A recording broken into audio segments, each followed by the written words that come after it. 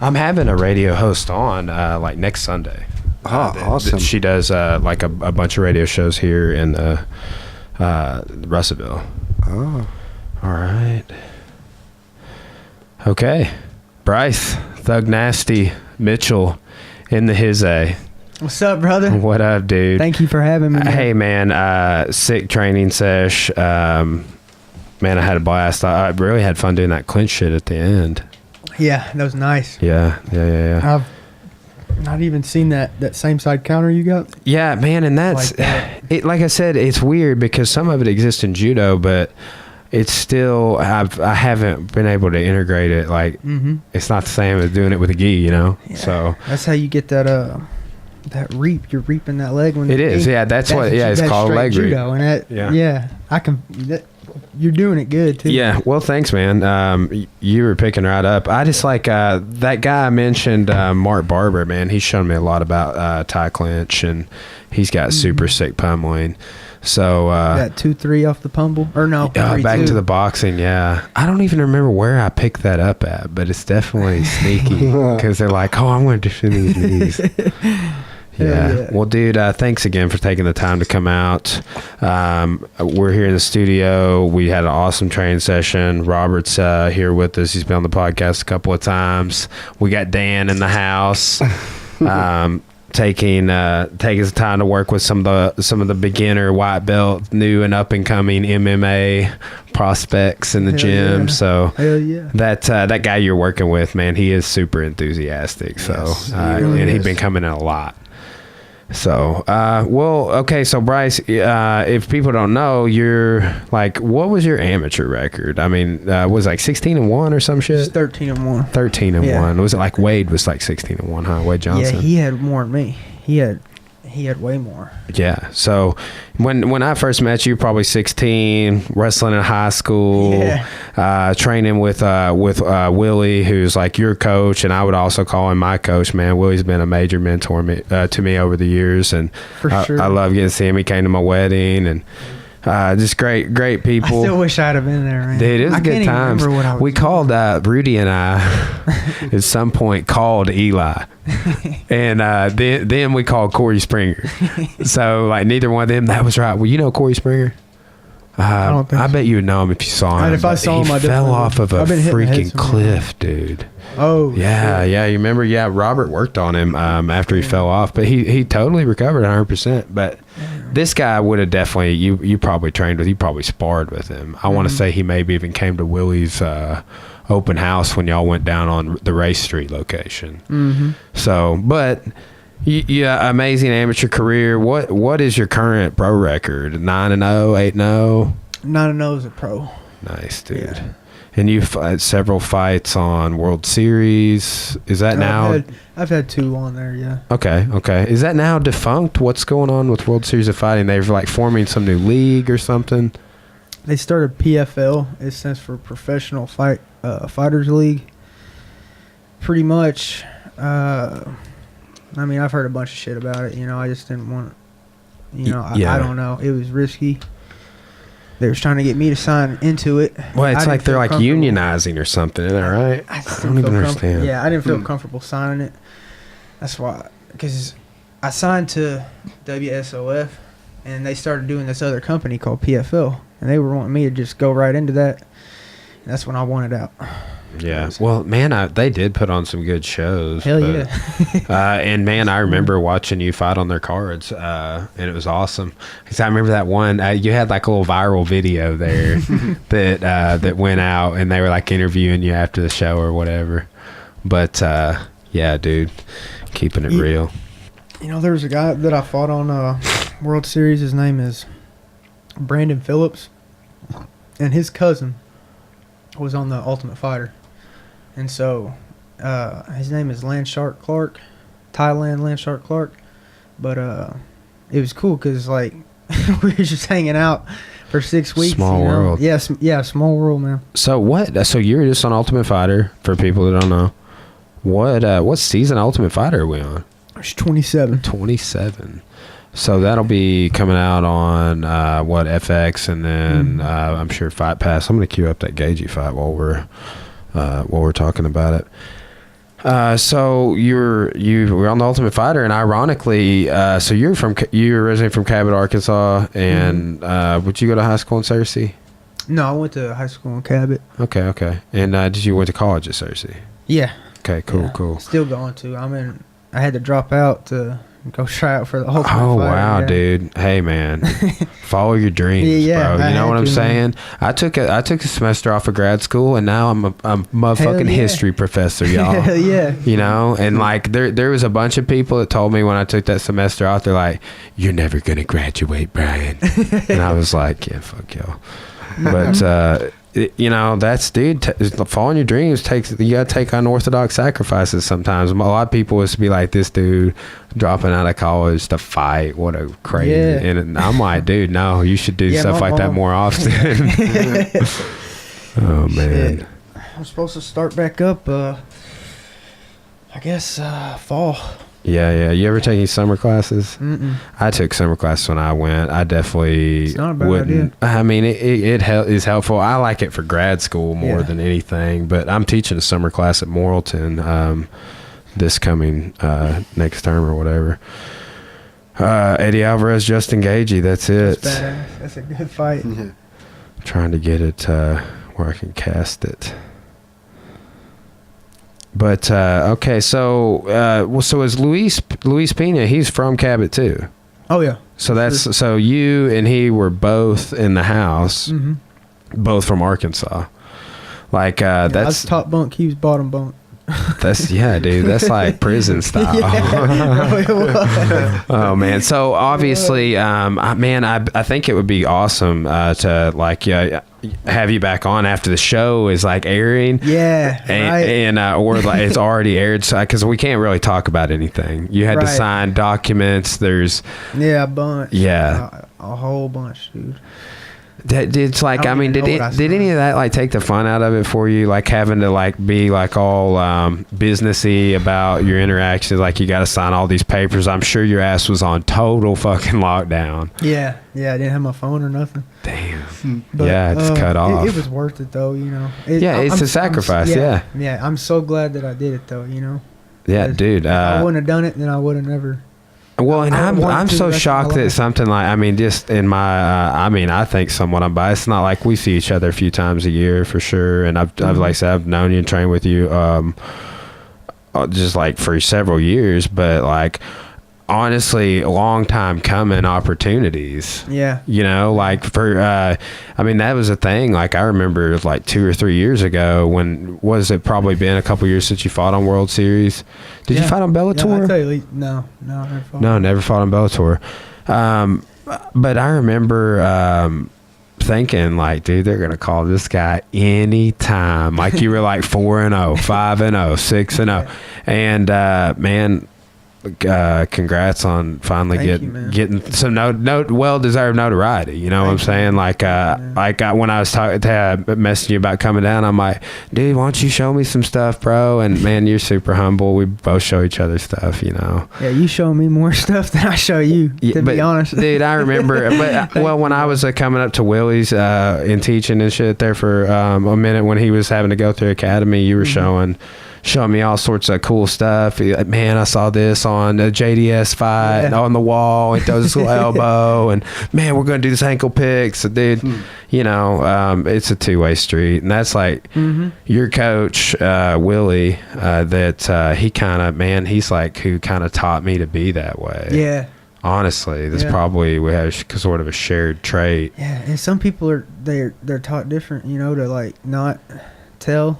I know, right? Isn't that some bullshit? Yeah, I think so too. like Dring was telling me that he's like there's a lot of bullshit smoke and mirrors going on. Like they teach you like just like a technique and charge you like $18,000. I remember one of the DOE guys that I know was talking about they had Horry and Gracie, or no, Horry wouldn't even come because it's going to be too expensive. So they sent Hoist. Horry was going to be like $18,000 for like a day, and they sent Hoist for like $5,000. Dude, I mean, check this out. So we just trained with Hickson. That's a lot of money, man. Oh, dude, I can't. I heard it's $350 an hour for a private. Yeah, Hickson charged $350 an hour. My buddy Jack does privates with him. But we went and trained with Hickson in Vegas. We were talking about Vegas earlier, and you were in. There's a house the house is in Vegas. Is that correct? Yeah. So when we went to that seminar, there were 200 people there at $200 a head. That's a lot more than $18,000. Wow. Mm-hmm. Robert, say something to the microphone, dog. Hello. Feel like you're not getting enough due. I'm completely happy at this moment, bro. We're working on being able. See, like, here's the thing with this mic. Once I can get like the camera on the same. Oh, is that one not working? Well, it's not like that. That can be omnidirectional and pick up all four of us. That's why I bought it. So instead of having to go, like, we could just literally set that in the middle of the table or boom it like it is. But instead of having to go 4 mics, 4 stands, I already got 4 pair of headphones, so we're good. But there for a long time, I was just rocking 2 mics, and I was like, fuck it, I got to have 3 people podcast and 4 people podcast. Yeah. You mean you got a camera on me? Oh, my God. Yeah, dude, some people, like, they got to do an audio episode because they can't. Yeah, we're right there. They can't handle, like, being filmed. Like, at least 2 of my guests have been that way. They're like, nah, I'm not going to do that. I know. What's that? You've been running podcasts about a month? No, I started in December. This is, like, about our 50th episode. Mm-hmm. So, it's your 60th? 50th episode. So that's awesome, man. Yeah, so like I do like an MMA show like this, like you're an MMA guy, we're rolling and kneeing each other in the body and all sorts of crazy shit and doing Thai sweeps and stuff, and then we're podcasting now, and so this and we're going to talk about crazy USC drama, I'm sure. But then I just I have people from like all sorts. Like I try and do like an MMA show, and then I just do the Life Unraveled podcast. So like I just have different guests from all walks of life, really. My legs might start cramping on me, man. That's what happens when you get old, Bryce. Dude, just get back in there on that yoga wheel. Anytime, if anybody needs to take a break, it's like, man, it's pretty nonchalant. I'll fix you, like, right here, live on camera in 15 We're just going to put you out right here. You got my calf started cramping up in practice bad. Oh my God. Dude, you said that, you pointed at your foot. You're like, my foot. Bro. Oh my God, my foot. It was locked. I mean, hell, Bryce, I'm 54. Just wait till you get that age. Those cramps get worse. Hey, man, check this out. The other night this happened to me. This never happened. I'm like about to be 31 years old. I was asleep and like deep. Man, how like you've been working my calves out like recently, not to get too like intimate or anything, but like I've been noticing like, damn, what is wrong with my calves when you do that? I'm like, but dude, in the middle of the night, I just like woke up like screaming because my calves, or my calf rather, my right calf, like I still think about it. I'm like, I'm not whole. Like it just cramped. Like I've never been woke up from my sleep from a cramp like that, dude. I don't know if I was a little dehydrated or what. Oh, I hate it.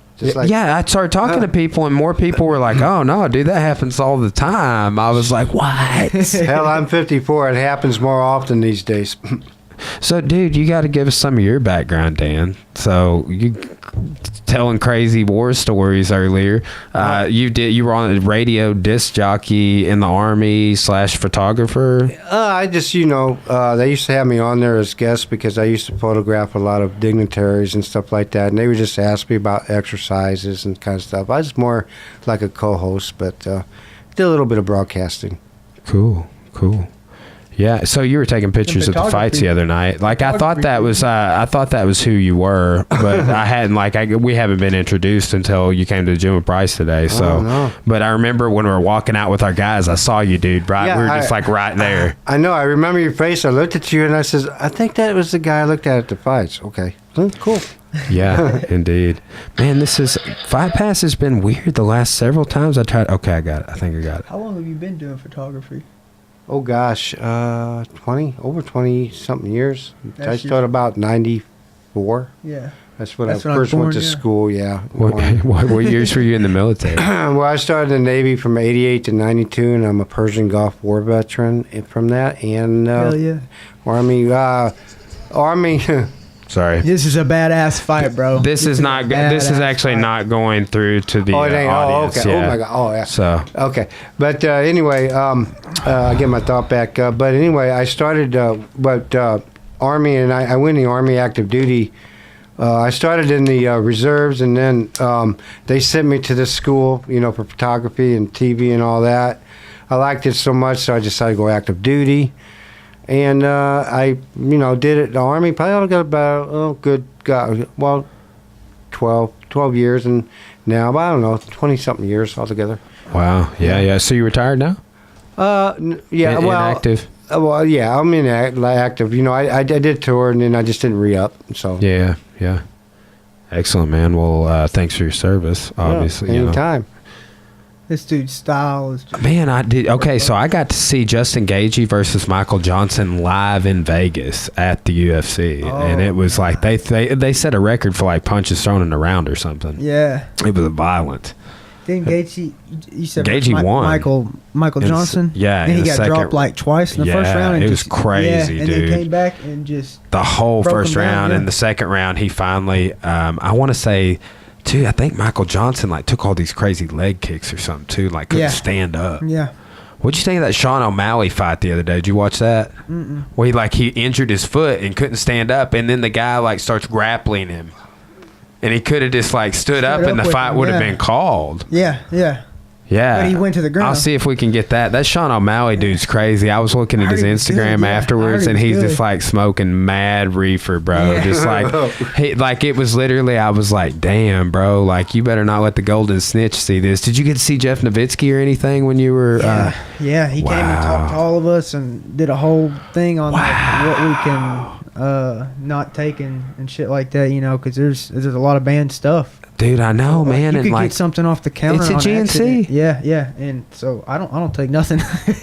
I'll take Yeah. ibuprofen. Dude, that's Ibuprofen's like, good. that was coming up in John Jones. I mean, just simple things like, I don't know if you watched the John Ooh, Jones that's a hard hearing. Gaethje has a great leg kick, dude. He does. Just such a good rear leg kick. See, you had kind of followed Gaethje before he went to the UFC, right? Yeah, I watched a lot of his. See, because World Series Clayton is fights. who I went to the UFC with, who trains at your gym. And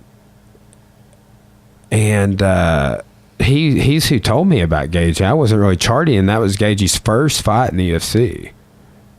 If I'm not mistaken, it was like Yeah, it was. a He came much straight anticipated debut. Yeah, he came straight over. Ooh. Yeah, I like his style, man. He takes a lot of hits, but I mean, shit. Bam! That was a nice little head kick. I thought that his hand was kind of down. I think he won the first round of this, didn't he? Man, I remember. I like Robert and I watched it at like IHOP. Like we went and had breakfast, but like I remember watching it, and I remember thinking Alvarez beat his ass all 3 rounds. But I don't know. Oh, I didn't know it went 3 rounds. Yeah, I went to decision, right? Or did Alvarez actually? Might have ended in the third. I think Alvarez finished him, bro. Possibly. It was. Yeah, him. you're actually right, because I think Gaethje said did the something with knockout's the the greatest knee. thing that ever happened to him, or the loss. Yeah, I think it was a knee, man. Because yeah. his head was so low. He was throwing a bomb, like an overhand right, and ducked in. I don't know. I can't remember, though. Man, I was really, like, I'm not a big Eddie Alvarez fan, honestly, but I was really impressed with how he strategized his fight. And that uppercut, he lands all throughout the fight. Yeah, he does. He just landed right there, Yeah. You going to watch the fight tomorrow? For sure, dude. I'm rooting for Alak when I've got to. You know, I think I told you guys, I think I'm just going to hold off on this and watch WrestleMania on Sunday. Yeah. We'll get into that a little later on, I'm sure. That was a nasty leg kick. Did you know when your legs get closer together, when you get kicked, you're like, oh, damn. Yeah. He's looking for that uppercut there. Oh yeah. See, I like, and Triple G does this. I like getting to the side and throw, like, did we do that today? Throwing that uppercut under the arm. Mm-hmm. I'm trying to pass that on to like everybody I know. Mm-hmm. But I just like, that's, I like throwing crosses over their arm from the angle and uppercuts under their arm. Mm-hmm. It's like something I, like once I started boxing, I picked up on a lot more. You know, if you're southpaw orthodox and you slip outside their jab. Yes. And then that yes, Lomachenko does that for days, bro. Have you seen his last 2 fights? That Rigondeaux and I forget who. He fought a Hispanic guy before that. But, dude, Lomachenko, he finished both dudes on the stool. I think it was the 5th and the 6th. And one of the fights, he, like, patted the dude on the head in the corner and it's like, it's going to be over soon. Yeah. Don't worry. Didn't one dude quit? Yeah, both of them did. His last 2 fights. He had like 400 amateur fights. Yeah. 2 Olympic gold medals. And he's already busted Gagey up. Dude's beast. And he's too small for Triple G, ain't he? Yeah, he's like a 45 or maybe even lighter than that. Okay. Like 37. I can't remember. He's super light though. They were talking about this on Joe Rogan. You guys remember when Manny Pacquiao used to be like a tiny child? And then he like blew way up, like went up 8 weight classes. No, I didn't know 8 that. weight classes. I didn't know that, bro. Yeah, crazy. Some people, and then like all the boxing people are like, man, he found Jesus, and that's why he started boxing differently, and blah, blah, blah, this happened. And then everybody else is like, no, man, he got off steroids. That's funny. Oh, there that was again, dude. Snuck it up under his guard. Oh, wow, yeah.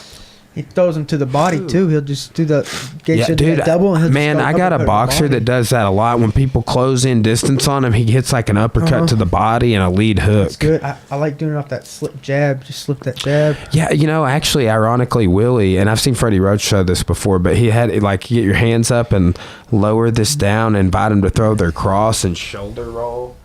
Boom, boom. Come back with that like a shovel hook to the body and then a lead like overhand hook or something. Yeah. See, like, do you see what he did at the very last round there? Something rolling. I missed it. It was like a jumping. What was that? Did he jump guard? Like a flying triangle? It was like a jump heel kick. Okay, like it was a cartwheel kick. So he like does something else in the second round, like something crazy.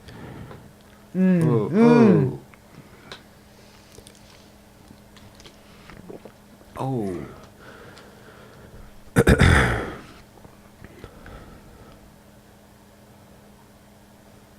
Just so you guys know, the audience can't hear the video, okay? Yeah. Nice. Yeah, I'm trying to get it set up on a loop to where like it's not a big deal if my audio audience hears the video. I don't think. I haven't heard or read anything about it being a big deal if I put it on iTunes. But if I put it on YouTube, those motherfuckers. Wow. Like, dude, I mean, so you guys hear about the YouTube shooting the other day? At YouTube headquarters? Yeah. Yeah. So somebody was pissed about censorship and went up in there like shooting at people. What were they censoring? Well, this girl had a YouTube channel that apparently sucked, and she said that they were demonetizing her videos and stuff. It's like, I don't make any money yet on YouTube.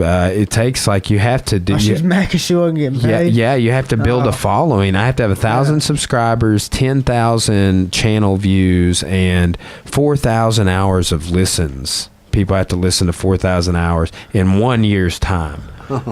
So if I get 950 subscribers and it's been a year, it starts over. I got to get 1,000 in a year. But shit. You know, like I'm not even focused on that stuff yet. It's part of like monetizing it, but like my audio listenership's actually way higher because we're on Spotify and all sorts of stuff. So Spotify, iTunes, Stitcher, and a whole bunch. Like they all submitted to these other places too. So it's kind of, you know, it's been kind of on the audio, like when you Google us, we're on a lot of different players that I didn't really have anything to do with. Yeah, man, Gagey is I see. So I think that like maybe the McGregor fight was really good for Alvarez, just like the Alvarez fight's really good for Gagey. I'm excited to see Gagey come back because he's like, I've never been more motivated to be better. Shit. You got the cramps, man. He. Yeah, I'm good though. You, dude, hey, you want an ice pack? No, I'm good, bro. I got like one we can like go around your calf, like Velcro it on or something. It was a Hemi that gave out. Poor old fella. Bryce, put your foot on the floor and gently kick. Like, don't let it really extend. Put your foot on the floor for resistance and activate your quads. Okay. and that'll fix your quad. And that's called shit. reciprocal inhibition. And so flex the quads a little bit. Yeah, exactly. And that's because we work on a flexor system. So basically, if your quad is activating, you activate your hamstring. You know, if your bottom of your foot is cramping, take your Because it's like the other opposite foot. muscle. Yeah, exactly. Yeah. And like over it for resistance and extend your toes, and that'll activate. Basically, it'll alleviate the bottom of your foot. In theory, it works quite often when I do it. Hell yeah. I totally agree. You know, I'm doing it right the day like that my calf cramped up like that, I was actually focusing on sitting and like stretching, being sure my toes are perfectly up, and then like extending my legs out just from sitting on the mat. And I felt like that there was some correlation there. You know, like it's like I'd like the muscle fibers in my leg had like usually been like this, and like I made them kind of constrict the other way. Oh.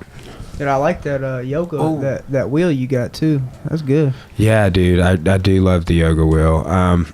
I got a couple other little tips and tricks I can show you for dude. I was just telling somebody this morning. It told me I didn't even know they had scoliosis, but I've had some That's low bad. back issues because I've been doing jiu-jitsu for like almost 11 and a half years, and I've had like a period of time where my low back was jacked.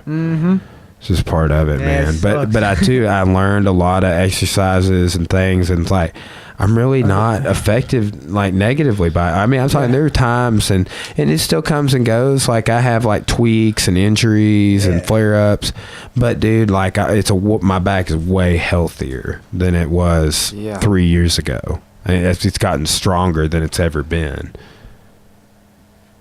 He did work that knee. Alvarez starts going to the body. Yeah, at 360 the other night, my boxer Tim dropped a guy with a liver shot. Just liver quick, bam! I love it, bro. That's the best. That is the best. Dude, one time Rudy just about damn near dropped me with a body cross, just a straight right to the body. Right. Oh yeah. Oh yeah. Ooh. Damn, he is beating that ass. Oh, that was nasty. Yeah, Alvarez's leg is still pretty jacked.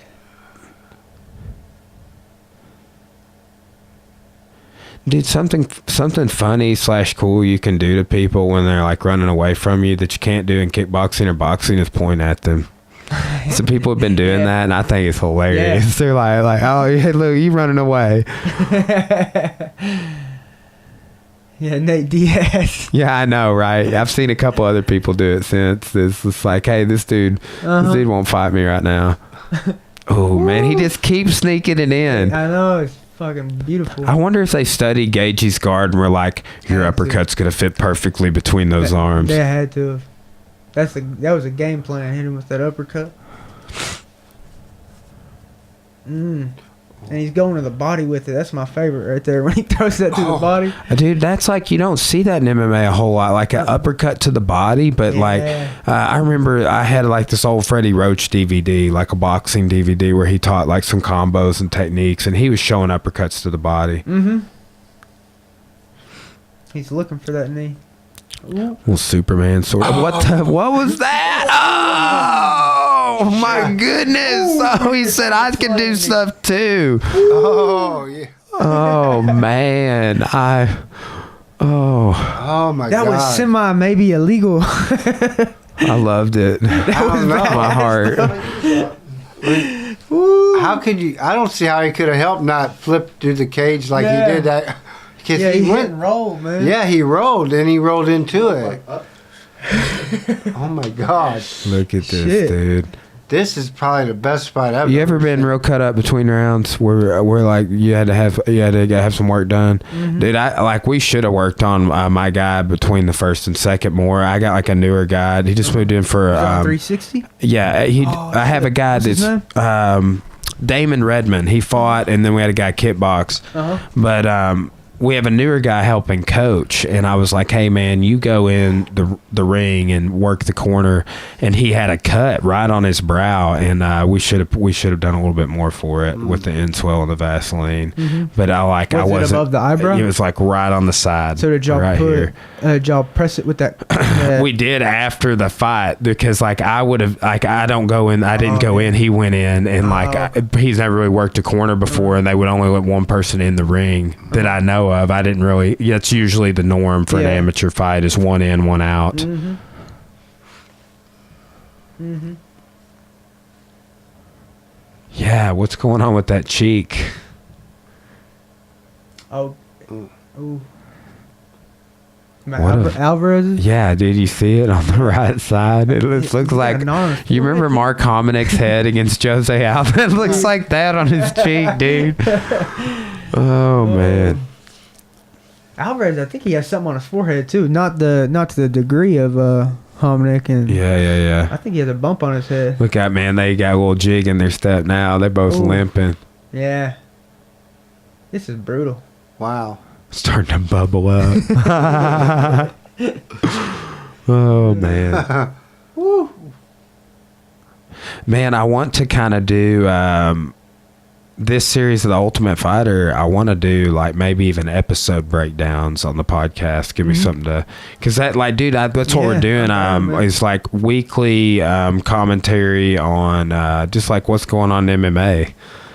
And it's always something new to talk about because it's a freaking crazy circus right now. Yeah, especially once it comes out, it'll be way better to talk about. Oh, I know, man. Like I know, it's just dude. Before you were even on the Ultimate Fighter, I was like, who are people I want to have on this thing? So I've been planning on doing a podcast for over a year. I made like 100 guests, and you were definitely on that first preliminary list. Yeah, you know, man. It's like cool ass people that will take some time. Maybe this guy. Mm-hmm. So always, dude. Yeah, I'd love to come back, especially you know the training partner Jeremiah at Westside. His shoulder's jacked right now. Yeah, so that's what you're saying. What happened? He like tears AC joint or something? It was while I was gone in Vegas. So when I got back, because I don't really know, to be honest. Probably got jumped in the street. Yeah. Mean streets of Little Rock.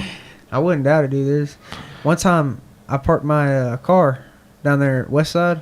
Yeah. And, dude, my buddy used to live right over there in the Riverdale area, like these super nice apartments down over there. But what happened?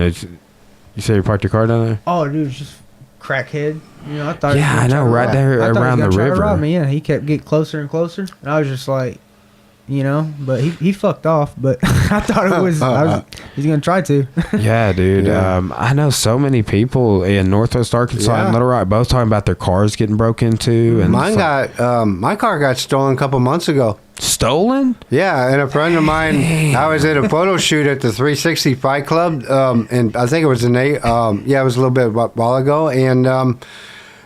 He was just driving up the street and just noticed my car was just kind of parked, jacked out into the street.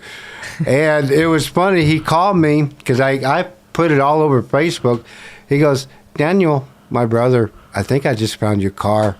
And he waited at the car with the police until, you know, somebody had got in the car. I guess they were passed out in the car. The car ran out of gas because I didn't feel like putting gas in the car before I went to bed. That's good. It was meant to be. So it ain't very smart. Thieves want to steal a car out of gas. Was it like a crackhead, a homeless person? You know what? I think because I don't think that was the original person that took the car. I just do not. Soup kitchen. Because hell, you know, I mean, car runs out of freaking gas. I mean, it's like because they found cigarettes, cigars, and open pack all over the car. And I know it had to be more than one person. Have you guys seen that movie, The Other Guys? Yeah. Where they talk about like Will Ferrell and dude, he did finish his ass. Look at that cheek, man. Look at that cheek. Damn. Man. Oh my God. Did Herb Dean ever ref any of your fights? Yeah. Oh yeah, a few. That's what he saved my arm too. I've got freaking arm barred. Dude, I remember that. So like that's your only amateur loss. But dude, didn't you fight like a grown ass man who was a black belt in jiu-jitsu, like a 28-year-old man or some shit, and you were like 19 or 18? And trained under Sean Hammonds. Dude, Sean Hammonds is no fuck around shit legit. On the ground. I've heard nothing. He's had multiple people come out of that gym. They're just, you know, bad motherfuckers, you know. Yeah. Luke Sanders. That's one. I think there's another dude. He's like got blonde hair, and he's from Tennessee. I wonder. He's a UFC fighter. See, Sean Hammond's in Nashville, right? I think so. I wonder if he's still Team Lloyd Irvin. That was who his jiu-jitsu guy was originally. Lloyd Irvin? Uh-huh. You ever heard about that dude? I'm just saying, bro, look into it. Hell yeah. But so he was like, when he was like maybe your age or something, he got put on trial for gang rape. Damn. Yeah, and like he got off, but like everybody else like went to jail. But he's like he got off because he's like, oh, I couldn't get my ID card. That was like basically what he was saying in the and Did it work? You know, he should have had some of those John Jones dick pills, you know. Oh, Jesus. But anyway, like this dude went on to be a freaking force. He's Keenan Cornelius' original coach. I don't know if you know who that. A gym? Yeah, Lloyd Irvin ended up starting a gym, becoming this big jiu-jitsu black belt. Like I want to say he's like maybe told some people, and probably true, that one of the first people in jiu-jitsu to make $1 million. Oh wow. But he like what you're talking about, Sean Hammond's making these notable UFC people. Here, tap it on the bottom, see if it'll turn on. It might be dead. I cannot think of that.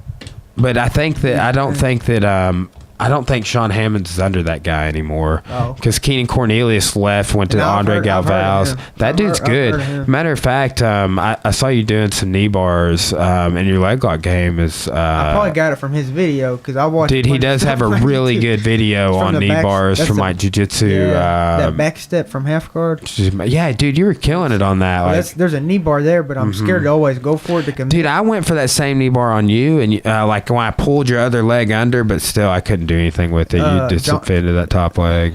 Yeah, try to tuck that leg under. John got me with the John's leg locks are on point. He went for that knee, like he's going for that knee bar, and then we started getting in a tangle, and he got me like cloverleaf position. Yeah, bro. It was a fight. Yeah, that dude's a savage, man. Yeah. So you're a brown belt now, yeah? Yeah. Is that correct? Sure. Yeah. How long have you been a brown belt?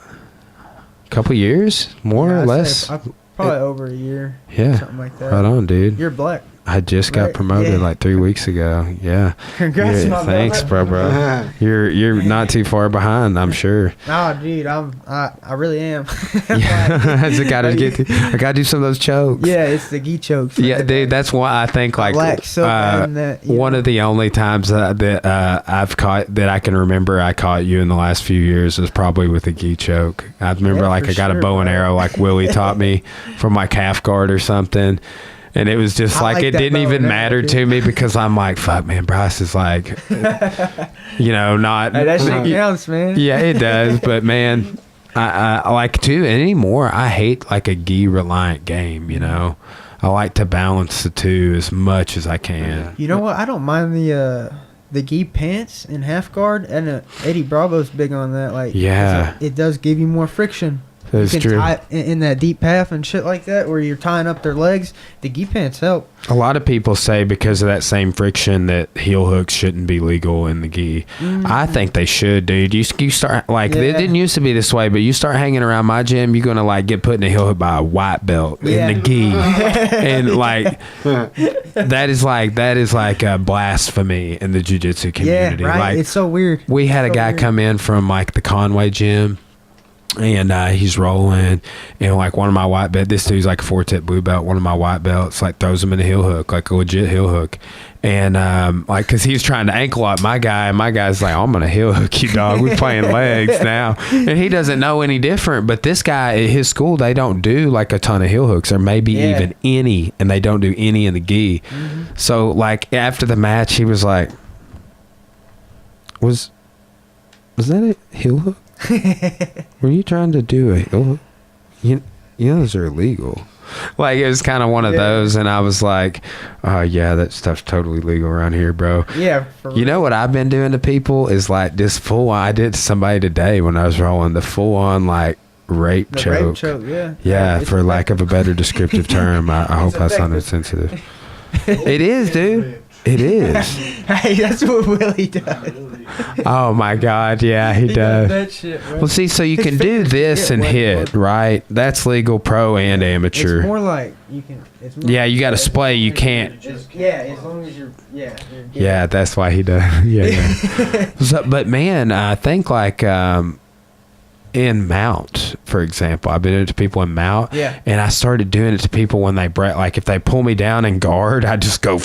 Yeah. Because like that's like I guess it'd be considered like a like an intentional foul that if you did over and over again, they might dock a point from you eventually on like the third time. Oh yeah. But dude, I think it's a pretty raw technique. I like doing to people. Yeah, I like choking that neck with my. Especially a real fight, you know. Yeah, I know, and man, I love sport fighting too. street You know, we were talking Muay Thai rules and shit today, but I'm always thinking about ripping your ear off and shit, maybe on the side. Mike Tyson, bro. Yeah, I saw that fight live too. So okay, You saw the one where he ripped his ear Yes, out? I did. Some water real quick, man. yeah, dude, yeah, for sure. Anybody else need any water? Anything? Right back. Just take a little downtime after you got back. How long you been back? After I got back, I probably trained.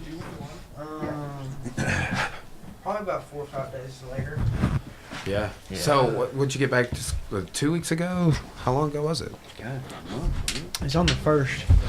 Yeah, so it was about a month. Okay, Back on the 1st, I think. March 1st. Mm-hmm. Okay. Word.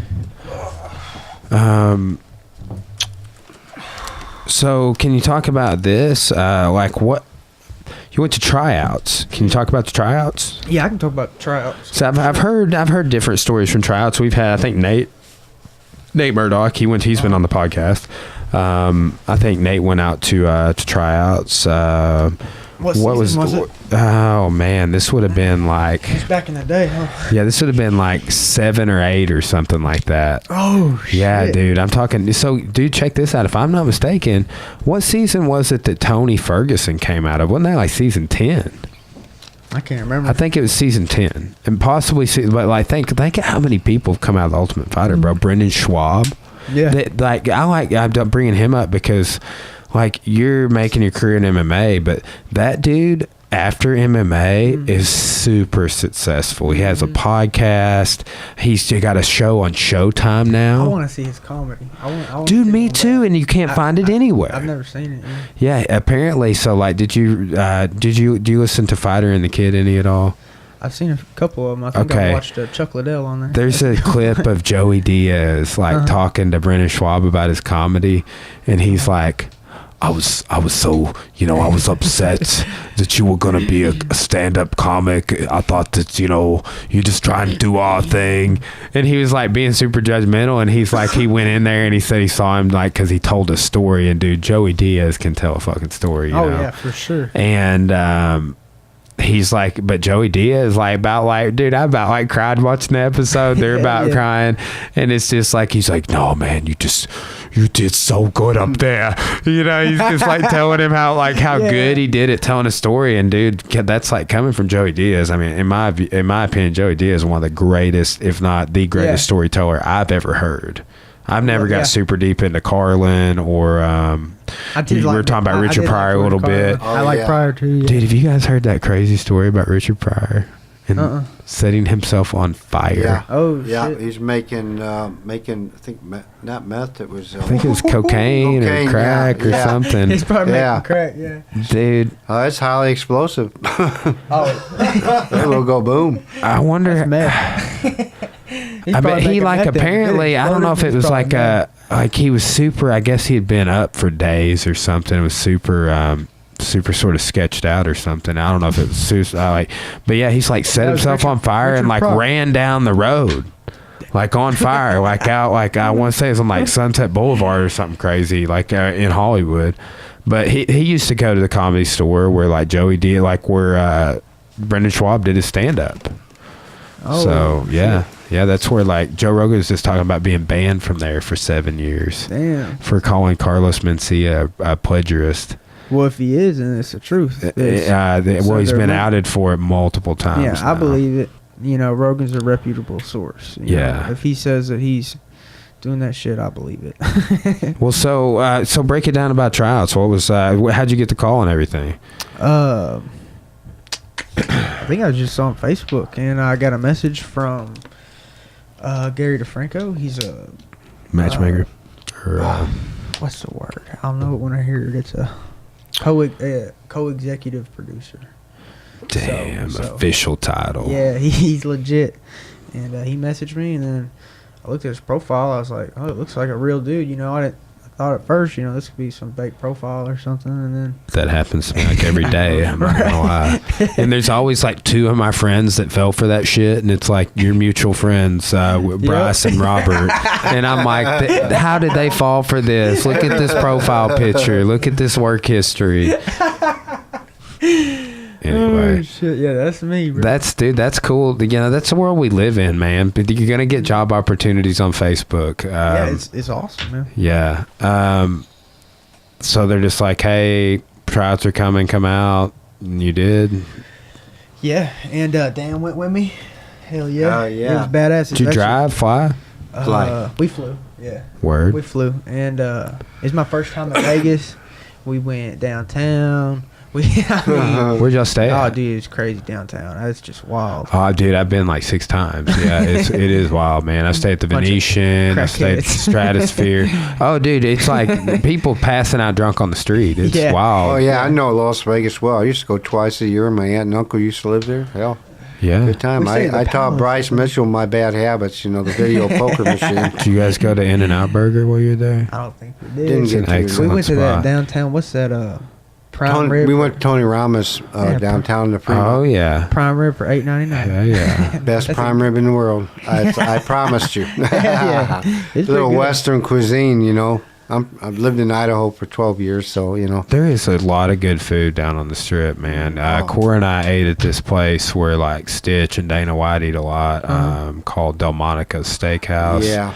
Damn, that's like the best steak ever. Hell yeah. Asparagus. Hell Make your yeah. pee smell bad like 5 minutes later.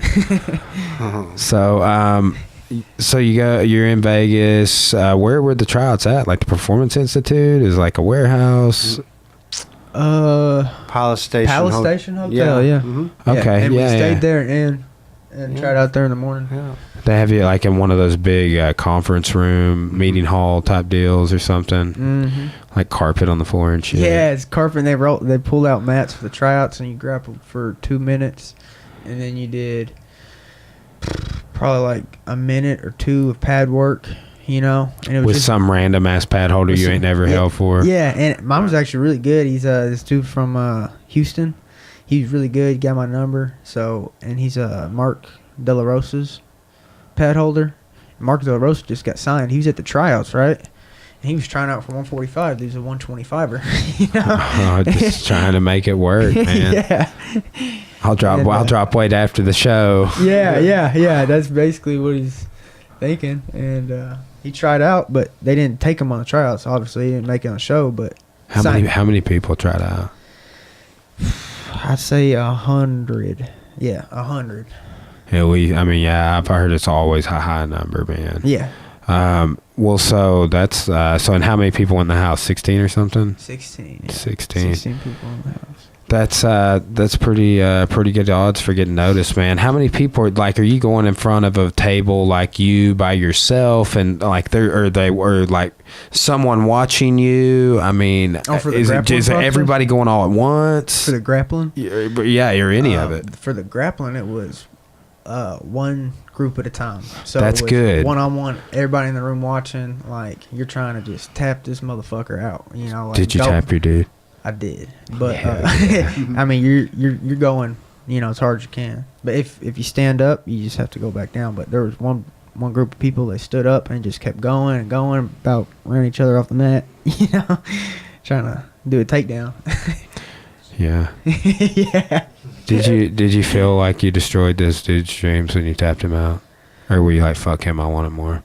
Nah, dude, it was fucking it was crazy because the dude actually know him real well now. I was on the show with him, and he got picked too. Yeah, you tapped him and he got picked. Yeah, dude, he's a bad. I remember like when I got my purple belt, I I had like a bad round, but like I remember I tapped a guy like 3 times, and I was like, hell yeah. Hell yeah. And then they gave him a purple belt too, and I was like, what the fuck is this shit?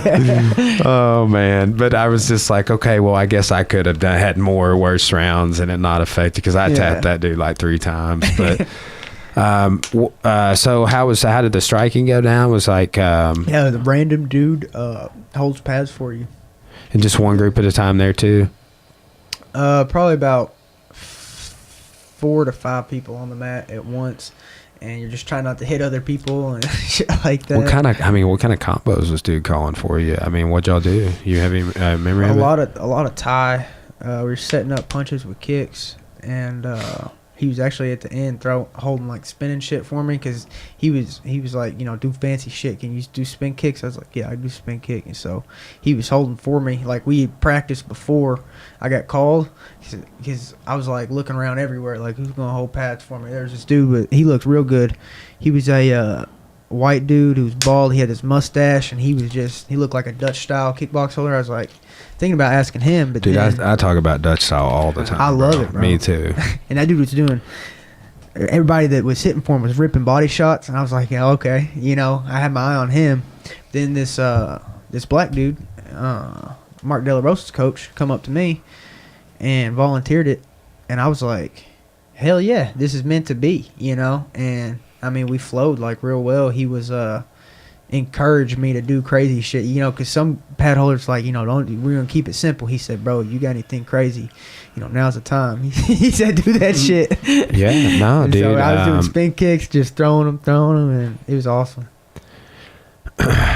Yeah, that's so that's good. So you so those people were like a little just more encouraging you, like being your own martial artist, kind of doing your own flair, and just letting it all hang out there at the trials. Did you get to watch too, Dan? Did you get to be in the room while this part was going on? Not when the sparring, but they let me right outside, right out, where they were just kind of the holding room area. Yeah, I came out and told you how I did. Oh yeah. Every round, I was like, okay, I did good. I know at first you could, and then you said, and I was like, shh, you give it away, and I said, I gotta go downstairs and get a drink. Yeah, he had to leave. You got all excited. Oh, I did. He was fucking pumped up, man. Oh, dude, the whole time I was there, I was, I was super happy for you when I heard that when you got on the show, man. That's dude, thank you, man. Like I said, long time coming, dog. People like you that when I started the sport, man, I instantly was submerged in a good gym. You know what I mean? And a lot of people don't get that. Man, that's why, like, I don't know if you remember, man, but a lot of those early times when I came, I didn't even have students to bring with me. We have 250 people at the gym now, kids and all, and I mean a nonprofit, free boxing, everything we do, jiu-jitsu. But at that time, man, I was just getting my start, and like I knew Caleb. Caleb's my coach from Furno. It was like Nate and all those guys. So that was kind of who I was connected to, but they went to Northwest Arkansas. So I was just kind of, Bentonville. Bentonville, okay. Fayetteville, Springdale, and Bentonville. They have three locations now. Shit. Nate runs the Fayetteville spot, so I'm teaching a seminar up there in a couple of weeks for like a little. There's all these kids going to robotics worlds. Yeah, what's that? Dude, kids like build battle bots and shit now, dude. Nice. Yeah, I'm like, what? That's badass. Yeah, I'm jealous, man. Bots, hell yeah. Super I don't jelly. even know what battle box. BattleBot's like a robot with like a saw that saws other robots and hammers them and shit. Oh, we had those little things in the boxing ring. We beat each other up. Rock'em, sock'em.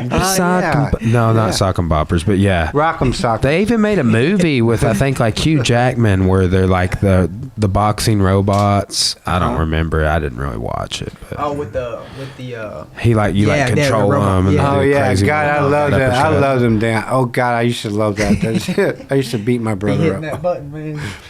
Yeah. Oh, dude. I watched a bunch of old ass commercials the other day, like Crisscross Crash. You guys remember that? Crisscross Crash. Oh yeah, man. Hell yeah. Good times. That's way back then. Yeah, I remember one of those so bad. It's like all the cars going on the tracks, and like you think they're gonna hit, and sometimes they do. Oh, it's a figure eight. Yeah. Yeah. Oh, I love that one. I love that one. So what'd you do after you did grappling rounds? You did pad work. What happened after that? And they interviewed you, and you just answered questions, and they pretty much have a smart ass tone to you, like on purpose, and you can tell they're doing it on purpose. They're just being kind of dicks, you know. They're like, Why should we pick you? yeah, they said something to me. They said, you know, I can't even remember. It pissed me off. It did, and you know, they're trying to. I can't remember what he said. He said, "Oh, you think you're a real fighter or something along the lines of that." You know, I was like, "Yep." You know, you got 9 fights. That's what I do. You know, it's just trying to be real calm. But I don't know. I didn't. It's something along the lines of that. I can't really remember it. Man, isn't it crazy that I know you probably have to deal with this on some level already, and it's probably I see like the highest level fighters comment on it that have to deal with it the most, but like the media scrums and stuff like that, that's kind of like a byproduct. Like probably why they're trolling you right there is seeing if you can handle that's exactly like being on the mic like we are right now, even though this is a way cooler way to do it than just like being there exactly with like. What it is. You know what? I heard a story about a dude because they're trying to piss you off, and he got pissed off, and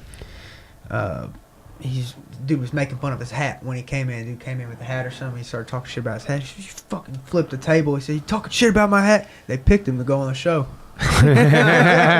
Yes. Oh my gosh, that's so good, dude. Yeah, it's crazy. Yeah. So, what kind of questions asked you other than "Are you a fighter?" You think you're a real fighter? Shit. Yeah. They were obsessed with squirrel jerky. They kept asking me about squirrels. They said, "You kill squirrels and eat them?" I was like, "Yeah." Hell yeah. Like I jerky them up. You know, they just couldn't get over it. So I just, you know, I brought some too to the. I was like, "You want some?" You know. I brought some. That's too good, dude. Too good. I took the video of him stripping that bobcat, you know, skinning that. I turned that into a good leather now. It's like, it's real pliable. You can put it as like a headpiece or something. I want to like it's a hood, you know, that folds over. Oh. Awesome. Yeah, it's pliable too. I had to work with it for probably a good couple hours. Yeah. You know, just sure. stretching it. And it's good though.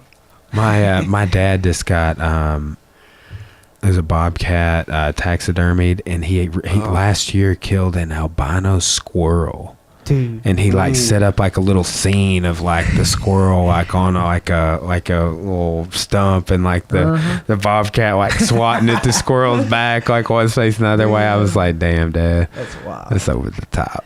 Dude, the craziest thing I've ever seen out in the woods is an albino lizard.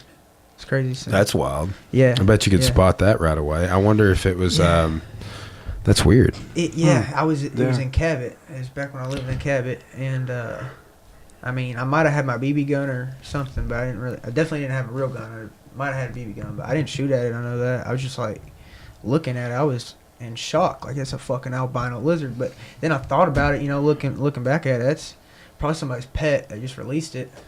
It's just that is a good point. Eating squirrels and raccoons, and you know, just living out there, and doesn't have any competition. It's just like a natural predator out there. Dude, we went to not Cancun, but just down the coast from Cancun last year, and there were all these iguanas on the beach, dude, like living in the rocks. I'm talking like everywhere, like dinosaur style.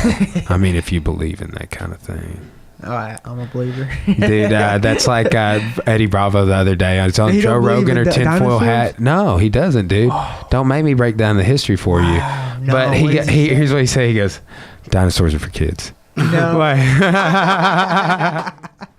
Yeah, but he goes into the history, dude. Wow. He's like, and it is kind of daunting. Like the first dinosaur like discoveries were in the 1850s. Mm-hmm.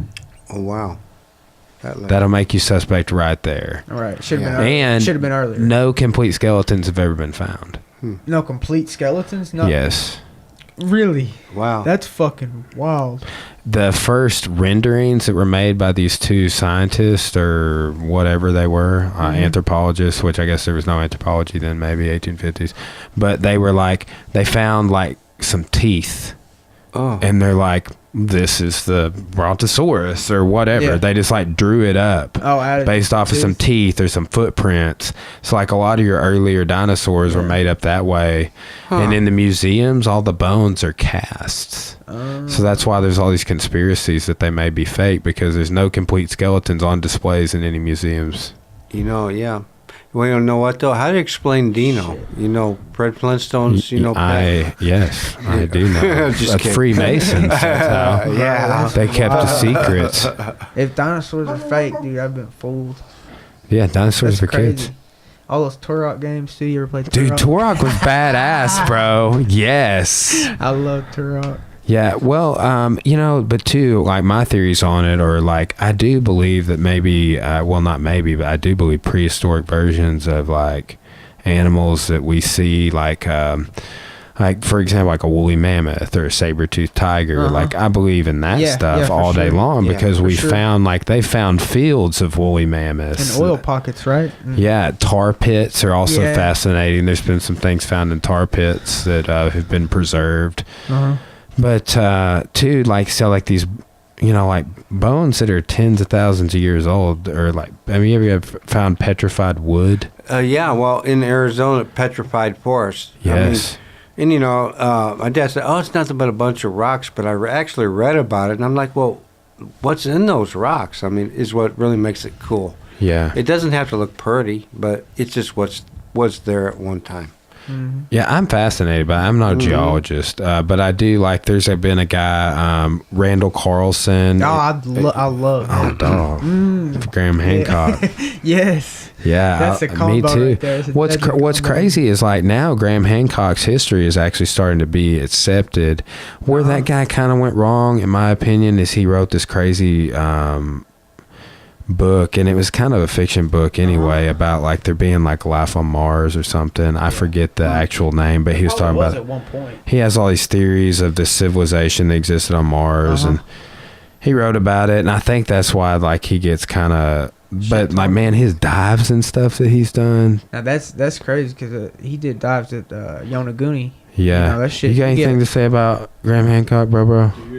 Bro, Graham Hancock, he's I watched all his on Joe Rogan. Anytime like Rhonda Patrick or Graham Hancock, you ever watch Rhonda Patrick, Dr. Rhonda Patrick on Joe? Is she a psychologist? She's a medical doctor, and she's like all about like, she knows all this stuff about like what makes your fart stink and stuff. like that was a whole episode. They talked about that for like 20 minutes. I was just like, damn, I am just learning.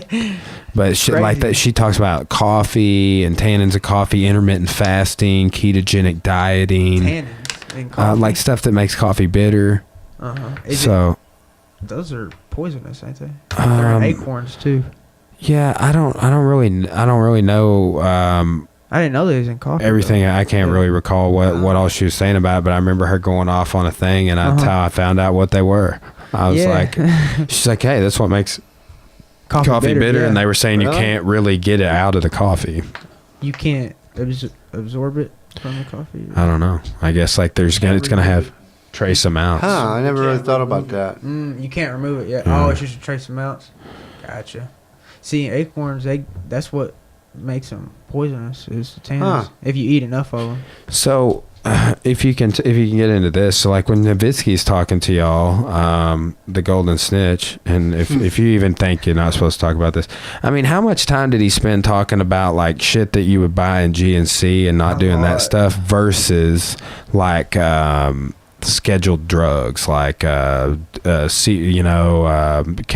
or CBD or anything like that? Like, because it seems like it's like, hey, don't do these things that could be perceived as performance enhancing drugs, way more than like, hey, don't be smoking weed and stuff. It's like, seems like all the I'm not saying they're not talking about that, but was it like there some proportionation there between? Yeah, well, the CBD they're on board with. They were supplying us with CBD cream, and that's good. Yeah, they wouldn't let us do it orally and smoke it, probably just because it looks like we're smoking weed, you know, vaping it and stuff on the show. So, I guess they didn't want that, but they gave us CBD rub and all sorts of stuff. So they're on board with that. THC, I don't know. I don't really know the status of it. I know that fight week you can't have it. So fight week, none of that. Coke, crack, all that other stuff. So they go into all that too. I mean, yeah, and man, I love when Vitsky was on Joe Rogan, and anytime I've watched a lot of interviews that he's done. Did you guys watch that show documentary on Netflix, Icarus? It's about doping in the Olympics and a Russian state-funded doping program, and it's why Russia's not in the Olympics right now. Really? And so this is current. Yeah. Do you have Netflix? Yeah. Icarus, bro. I'll give you my login. My You man. make an account, bro.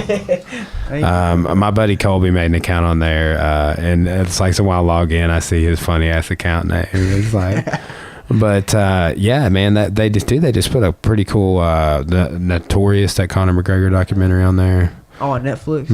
Starting to get more stuff like that, comedy specials, Theo Von and shit. I heard Joe Rogan's got a good comedy. Dude, on he there. does. He's got he might even have 2 specials on there now, but he's at least got 1. I heard he had a new one because when I was on the show, everybody was talking about it just came out before the show. They watched it and everybody was talking about it. Like the other fighters. Last time I was in Vegas, the guy that owns Patron, like the tequila, alcohol? Yeah. John Paul DeJoria, he was there. In the theater we were listening to him, and Joe Rogan did a show in the next night, and that was when we were at the UFC. And I was like, man, if we weren't going to the UFC, I would be trying to go to the show. I would pay a few $100 to go to the show, but I would love to see one of Joe Rogan stand up like live. Hell yeah. Like we may go do that. He just hadn't come anywhere close. I think He's probably definitely Houston. done Nashville. He's definitely done Nashville. Has he done Nashville? It's I about think 8 hours from where we're at. We Yeah. went and saw Nashville. I went and saw a concert in Nashville this year. It was super fun. Have you been up there very much? I've been through it. Actually, when I drove to New York, I went through it. You did. Who all did you train with up there? I actually trained with Ally Quinna, who got this Khabib fight, and I'm really pumped about that. Yeah. On Saturday, that's gonna be crazy. Hell yeah, bro. So did you go to Renzo Gracie when you trained up there? Renzo Gracie's academy? No, I went to Matt Serra's though. I think he's under. He's under Renzo, yeah. Right, so I went to. So you got to play Chris Weidman. When I went, yeah, that's the main gym that I trained at like consistently every day, and Law, yeah, Longo and Weidman. That's what Law stands for, and I would train there every day, and then like one day I took a train into the city. This is expensive to get a train into the city, and then you got to pay your 20, 30, 40 bucks, whatever it is. I think it's something like 40 bucks or something to train at Marcelo's. Yeah, you rolled with Marcelo, bro. Yeah, he tapped me out, bro. It was worth every penny. Like it was, we battled, man, and it was awesome. You said, okay, I'm gonna throw this up. Damn, I left my phone in the other room. I can't do it. Okay, you need to go watch this in your free time. There's a video out there of Johnny Hendricks grappling Marcelo Garcia and owning his ass. Johnny Hendricks? Yeah, with like sick ass wrestling. Like Marcelo's trying to stand up with him, and like Johnny wrecks him, man. Yeah, that's. But this is pre-USADA Johnny.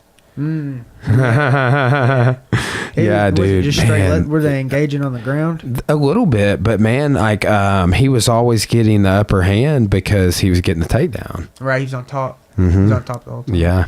He probably couldn't sub him though. I mean that. Yeah. Man, I've seen Marcelo tap some of his high level black belts on like his. I used to have a log into Marcelo's channel.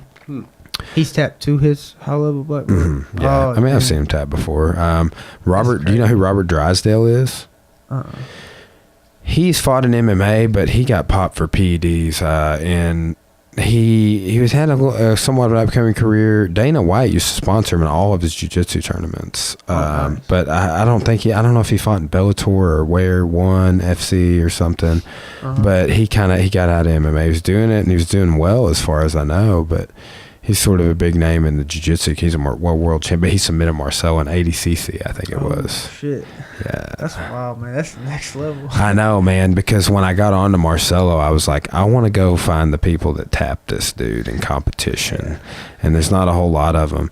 Dude, Marcelo once choked this dude named Shaolin with like a no hook rear naked choke in 2004. That's like legendary, legend status. So was it he had it like this? Like a bully choke? No, it was like a rear naked style, like Just how it standing lined behind up, him? but he didn't have his hooks. Like they were on the ground. He just like set it in. Sometimes I get a sweep, like a reversal from underside where I roll them over and like they kind of try to turtle, but like you just have a perfect rear naked choke on them. So you don't have to, you don't have to mess around with your hooks. That reminds me of you know, Jeff Glover. Oh yeah. He's got that. Have you seen I think he's got a video on it now. The 7-year-old choke with the. No, I hadn't seen that. He has your back, and so your arms are here. You know, whatever they're doing, he throws both his legs over both your arms. Oh, at the same okay. time, and then cups his hands and just pulls up on your throat. Damn. You can't get your arms out because both his legs are over it. That's funny, dude. I'm gonna look that up. Jeff Glover, man. Like I was drilling, like I was trying to get some of my Darces in on you when we were rolling, to no avail. But I drilled like we did a little Darce set from like someone's kind of like you're sitting, they're in front of you, and you arm drag them to a Darce. Right. And then they're trying to pass your guard, and we did a Darce that way, and then your underside mount, we did a Darce that way. But now that's a sneaky way right there. The underside mount Darce. Yeah. Is it you get the underhook and kind of that inside underhook. Yeah. Oh, yeah. Yeah, I like that one, bro. Yeah, good times. Yeah, dude, I could talk techniques for days. I'm sitting here thinking of different side mount escapes, dealing with that. But Jeff Glover has the sickest Darce chokes. Oh yeah, for sure. He's got good guillotines too, real good guillotines. And the thing that I noticed from him is he doesn't force his guillotines. All of it is in his setup. He doesn't like force it. He just waits for it. They fall into the trap and they're there. You know, he didn't. You know, he put pressure on them looking for something else, and it was from half guard. He showed us one. Guillotines are good, bro. Man, okay, so have you heard of Marcelo's guillotine? Did he submit you with the guillotine, bro? North south. It was good, dude. It was because I felt it coming, and like I was like, okay, you know, I'm just gonna have to survive the rest of the round, you know, because I couldn't pass his guard. I would get on top of him, and I could not pass his guard. I'd maybe get half guard for a little bit, and then we scramble out. But he ended up getting on top of me. And that's when he started putting pressure on me. And so then he got that arm up here. And that's, you know, I thought I was going to squeeze on, dude. And I was like, dude, I'm going to go out if I don't tap. And I just kept trying to fight it. But I had to tap. I'd have gone out. Nice. That would have been a good story. Yeah. I remember I got choked out at a Hobson Morris seminar one time, unconscious. Was he demonstrating on you? No, we were rolling at the end. He didn't choke me unconscious, but someone did. It was there used to be a brown belt, and he had been a brown belt forever. His name was Dirk. Do you remember a brown belt named Dirk? Well, he's kind of a bigger dude, but I was rolling with him at Abby and Jory's, and dude totally just choked me out. Yeah, dude, if you need another water, let me know, bro. I can grab you one for sure. We got plenty of bottles in there. I was just telling Robert when we went out there that I'm going to get a mini fridge in here at some point. Yeah, that's a good idea. Keep me some coffees in there. I need some of that caveman coffee like Joe, dog. You said that stuff's strong, huh? Oh, yeah. Nitro cold brew is where it's at. Well, dude, we got to talk about this stuff going on in the UFC. Mm-hmm. Okay, so my theory before they did not make the Pettis fight. The Pettis fight is not happening. Eloquent is happening, like we just mentioned. Right. So I was like, I had this huge conspiracy going. Like, I was like, this is all fake, and here's why. Because at the beginning of the week, they knew that Max Holloway wasn't going to make weight. So one of my guys asked me about it on Tuesday, and I was like, man, I didn't think about that. Yeah. So they needed a way to get a big name guy in front of Khabib to save the card. So I was like, well, here's what they're going to do. You know, they're going to get Khabib. They're going to pay Khabib to go make this video with Artem Lobov where he's like, Right, you know, roast him talking up. shit or whatever. Right. So, I was like, okay, yeah. And then, okay, Conor retaliates. They let him in. That's what I thought. And I'm like, okay, well, you know, where are the pictures of Chiesa? I don't know. I want to see that too. I want to see how bad his forehead is. I feel so bad for him if this whole thing is for real. If that's the thing. I could. Which kind of now I kind of think it is. Yeah, because dude, with the Chiesa, I would think it was Well, like real. I saw him in Vegas. So, like, was did you talking to watch, him about the fight? He was wanting to fight. Like, I could not see that dude. Like, there was no way he was. If so, he's the best actor because he was talking about the fight. He was saying, you know, what his thoughts was, and you know, I felt he was. Well, I wonder if your boss comes up to you and is like, "Hey, bro, I'm gonna pay you more than that fight or something." Because imagine if the UFC, like, because I was waiting on them to cancel. Like, there was a period of time when all this was going on. I was like, if this is real, and there's 3 fights because the Ray Borg Marino fight fell through. That's terrible. The Chiesa, That's terrible. who was Chiesa fighting? Caceres. Pettis. Pettis. Yeah. Who was fighting Alex Caceres? Artem Lobov. Oh, okay. Okay, so those 3 fights are gone. So there's 13 fights on the card originally. It drops to 10, and then you got Thug Rose. And then the main event's been fucked with, you know. But I'm happy with how it is. If they would have picked Pettis, I would have not been. I wonder what was the deal with that? What was the whole Pettis thing? Because that when they didn't make the Pettis Khabib fight, I was like, my theory is gone. Yeah. Yeah, I don't know. He would have just killed Pettis, I think. You know, I don't know. You know, I do too, dude. He's coming off of those losses, but he really, really struggles with people that want to take him down. You know, that's what Khabib's going to try to do. I just didn't see it being even good. I didn't see it being a good matchup, but Al's a good one. Like, he's going to throw some bombs. I'm happy to see that. Like. Was that the thing I was telling you? Is at the gym? I heard this. Brendan Schwab was talking about all these Khabib legends, and he's saying like he's never been snapped down. Yeah, like it's like against his whole cultural upbringing for someone to like pull his posture down like that, dude. He's like, oh, I would never let that happen. Okay, but so here's the deal. Brendan was saying, and he said that John Fitch told him this, but he was saying that like Daniel Cormier can't take him down, and he runs a train on Daniel Cormier in wrestling. Really? Wow. Well, yeah, a moment of silence for Khabib. A moment of silence for La Quinta, dude. Do you think he's going to take him down? I mean, I think he's just going to just do what he does. He's 25-0, and his wrestling is insane. And I think he will. He's a savage. I think he will probably take him down. You know, it will be hard for him to finish him because he's not submission heavy. But at the same time, I just can't think of anybody better, you know, for the matchup. Like, I really can't because he's... It is exciting. I mean... Yeah. I mean, he's going to throw bombs, dude. And I lived with him for a month, and the dude, he's a crazy bastard, man. He's going to go down swinging, bro. Like, he's not going to be scared of the dude. He's not going to be intimidated because a lot of people get intimidated. It could be, too, you know. What'd you think of the Edson fight? Edson Barboza. That was amazing. Yeah. That was amazing. I like that fight. It was. And yeah, I see Khabib, you know, trying to get that takedown. Yeah, dude. People are talking about potential fights for Khabib that would just be awesome stylistic matchups.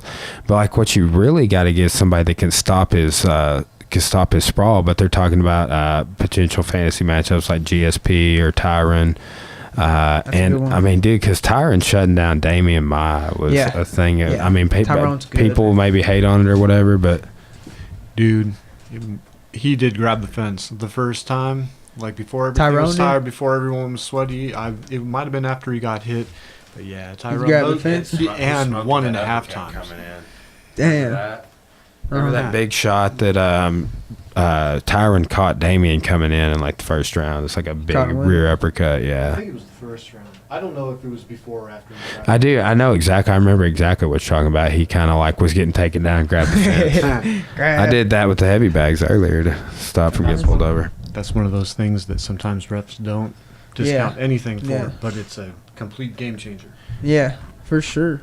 Yeah, that's some people are like For sure. going like for like the 360 fights, for example, boxing, kickboxing, MMA in a ring.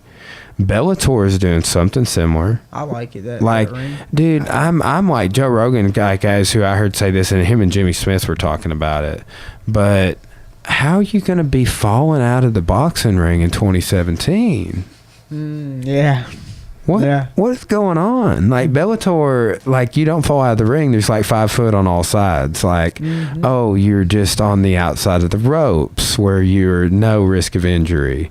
But too, like the cage wall is such an interesting piece of it. Tool, and if you're, it is, and if you're in a ring, it can't like that's it's not like the same. You can't put the same pressure. Like It's we not the just we same. did we trained pretty differently for these guys that were going to be like we only had one guy fighting MMA on that card, but we had 2 guys striking, a boxer and a kickboxer.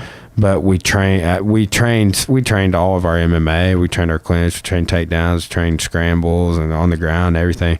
But we didn't do hardly any wall work with that guy. We did just a little bit, but it's more for like if you're in the it's like more for like if you're in the corner. But I think that like here's the thing. Y'all have a nice little wall over there too. Though. Yeah, we're gonna put up one on the other side too. Is the goal? If where those other bags are. Yeah. Did you see we had some other bags over on the blue mat side?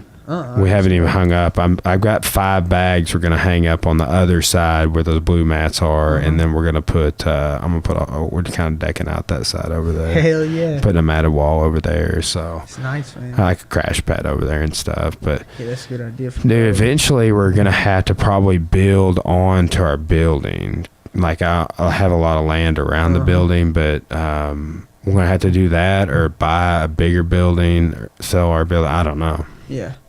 But chop off one of the sides of the walls. I got a couple options I could do on that. I could do a breezeway with one option, but if we go much bigger than like I'm like putting up those other bags and putting up the matted wall, it's like the last phase of like. It's just like, damn, man, it's running out of. It's 4,000 square foot is how big the facility is, but you get a lot of people in there, man. Like in the evenings, like that's open mat, and it's like a little hustle and bustle going on. You get our kids classes going on while adults are starting to come in. Fitness kickboxers, damn, bro, it's insane. Cora had 28 people in fitness kickboxing the other night. Is it just women's? No, it's like we have dudes and stuff that come too, like no, handful. We have a mixed one. I always think it's just girls because usually just girls primarily show up. It is, yeah. But every now and then dudes will show up. Yeah, dudes coming to jiu-jitsu class across the hallway. Hell yeah. Hell yeah. Yeah, because we do no-gi while fitness kickboxing's going on, or judo are the 2 classes there. So like they're doing that over there, and we're just throwing people or whatever. Hell yeah. So what do you think? What the fuck's going on with Connor? Like, obviously, let's say it's all real. Did he do this? Is there some reason? Did he do it because he's trying to fight Floyd Mayweather in a Money Mayweather MMA fight? As I heard a conspiracy theory on Facebook today, or is that he's trying to get in on that Triple G because he needs an opponent? What's going on with Connor? Is like he just became Dana in his videos like, oh, Connor's losing fans and shit, and I'm like, no, he's not. That motherfucker's stock just soared. Like I'm dick riding on Connor way harder right now. To fucking watch his next fight now. Yeah, I bet. Yo, I was pissed until I found out his teammate got jumped, and then Yeah. Did you guys see Nate Diaz's tweet? Yeah. I was dying, dude. I saw it too. Perfect. Dude, Cora showed me that. And I was losing it, man. I saw Nate. He tweeted something or Instagrammed at one after the last Connor fight, and he was like in a Starbucks getting mobbed, dude, by like all these people. He's like, "What's going on?" And everybody's like, "Ah!" Like just like a whole mob of people, like 30, 40 people, just Usually being they like, got people with them though too. Usually Nate does. yeah, dude. My buddy Jack hung out with Nick and Nate after the Hickson seminar. Oh, for sure. Yeah, they didn't go to the Hickson seminar, but we were there, and like he ended up going and having dinner with Hickson, and then like going and hanging out and seeing Nick and Nate Diaz and like getting beers and shit. And I'm just like, dude, I was at the hotel. Why didn't you call? Come on, Right. dog. Back to the stratosphere. Dude, that's exactly who I'd want to have my back in a street fight. Oh yeah, I know, The right? two of them, you're good. Yeah. Man. Apparently, this has been a while back. I think Nick Diaz got jumped in a casino or something. Yeah, I Like three heard that. dudes didn't know who he was. Apparently, Uh-huh. he beat the fuck out of all of them. That's what I heard. Damn. I believe it. How you gonna like, and they didn't know who he was. So like Yeah. that makes it even better. It's like, man, way to pick the wrong guy. Yeah, they fucked up. Yeah. So I mentioned Roger Huerta. He's fighting this weekend against Benson Henderson on Bellator. Yeah, I remember you talking about So he had these crazy, like this crazy sleeve, like a tattoo going all the way down his arm. Looked kind of like Tim Sylvia's tattoo, unfortunately. But there's a video they were playing on something of him. He was one of those fighters that got into like this street fight with this dude who like hit a girl, like this big black guy that hit a girl, was like maybe a football player or something, and like took his shirt off and beat the shit out of that guy. You know, the fighter formerly known as John Copenhaver, War Machine. Yeah. So Roger Huerta's last loss was to War Machine. Oh, damn. Yeah, who's boy's now probably- serving life in prison. Yeah, I was about to Ooh, say that he ain't getting sucks. out. War Machine was on Joe Rogan. Yeah, I watched that That's episode. a crazy and he- episode. yeah, I was like, yeah, I like that dude. You know, never would have thought he's gonna fucking Traumatized his Yeah. porn star girlfriend. Yeah, it's fucking terrible. You know, Yeah. it's crazy. Yeah, life in prison though. Yoel Ramiro's gonna fuck up and piss off the Cuban government and end up in the same spot. True that, Yeah. man. He's What's he- one more what's he podcast away. What'd he say about the government? Nothing really, but it's he is talking about it a lot. There is a lot of we are finding out a lot more about Cuba ever since Fidel has gone by, which I guess his brother took over is what's going on, if Yeah. I'm not mistaken. Yeah. Yeah. So yeah. Does he ever? Does he have to go back there and live there? He is allowed to, he's on some sort of a travel visa to fight in the UFC. Like, I don't know all the particulars, but yeah, they like allow him to do what he does. So, dude, I've been telling people this, you said you listened to that podcast, and I got it from that podcast and kind of went down the rabbit hole on it. But 4 of the 7 people that arrested for breaking into Watergate were veterans from the Bay of Pigs invasion. Holy Right. shit. Yeah. Right, and that was during the Bush administration, like the Nixon. Yeah, Nixon. yeah, that's Watergate. Yep. I gotta take a piss real quick. Yeah, for sure. I like this topic though. This is badass shit. yeah. Put everything back, Bryce, when you're done. That's what things working on these handies, man. Yeah, dude, I'm a big believer in ice, and like that'll give you a little compression too. I took 2 ice baths at the end of the day on this. Yeah, dude, that's blowing my mind. That, like I said, I think your training volume, like I know how you train, dude. So for me to hear you say they're putting you through 2 days and Yeah. it's making you take It was- ice it baths, was it's a not, lot. it's out of your. Imagine everybody else. You said some people were just like dying. But Bad, bro. Bad. yeah, 2 a days, man. Well, dude, I mean, you know, we like a good 2. I mean, I've like for Barada, for example, man, a 2-hour practice, 1 hour practice. You got people like you and Wade Johnson. It gets wild. Yeah, you can't go, full 100% the whole practice, but there's bursts of time during that where you're going as hard as you can. Like you get a triangle, you're squeezing it as hard as you can. You know what I mean? That's gonna get you tired This eventually. dude. Podcast puppy. He's badass. Man. So somebody just commented this on my status from earlier. He said, yeah, Dana and the UFC are currently promoting tomorrow with footage of Connor's disgusting acts. This communicates so much. Yeah. conference of just the whole thing, huh? Yeah. So okay. So here I'm calling this Connor Gate 2018. So come on, puppy man. Go on outside. Oh, you mean jump on your back? You trying to push Dan outside? Get on there. Too many women that I've known in my life. Too much information, sorry. So, man, this main event has changed 4 times. Khabib, Ferguson. Oh, I guess I didn't shut the door hard enough. Oops. Come here, buddy. Come here, buddy.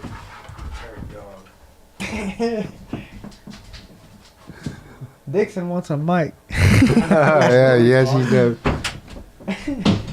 He was chomping on that antler. Yeah, he during was. our last cast, Yeah. dude. It was awesome. You hear him out there. Dude, he is so loud with all that breathing and huffing and puffing. So it was Khabib, Ferguson, Khabib, Holloway, Khabib, Pettis for a second, and then now it's Khabib versus Alaquinta. Hell yeah. Did you watch the Dana video? That was what was unconvincing to me. It seemed fake as fuck. What did he say?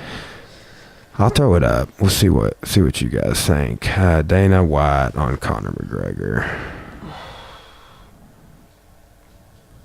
It's got, dude. I got up at like 4:30 this morning. Go to the gym. I get up at about that time every day. It sucks. Some days it sucks, but so I'd have probably less than 5:30 a.m. But sometime between those 2 times, I Googled this just to see what was at the top of the headlines. Check my apps and stuff like MMA Junkie.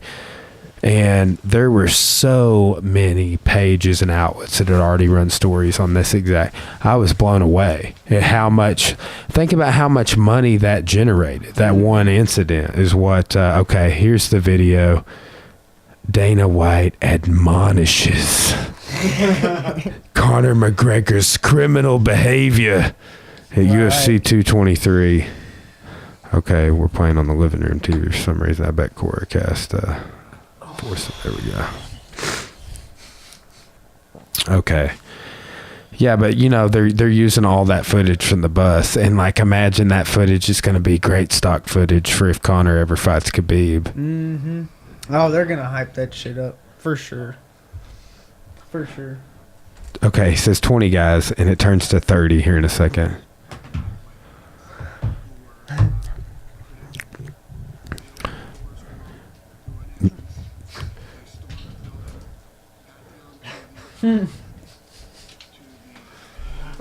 This is MMA Junkie.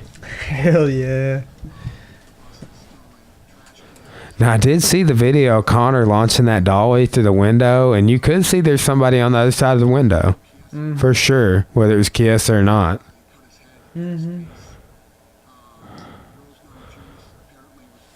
She was shaking. She's a savage, dude. That clip of her playing the piano just freaks me out, She man. plays the piano? There's like they're on the promo, she's like in there like playing the piano, dude. It's like just showing her back and she's sitting at this piano. It's super eerie. Disgusting. Right, he keeps saying that. I'm not buying it. He's happy. He's happy about this whole damn thing. And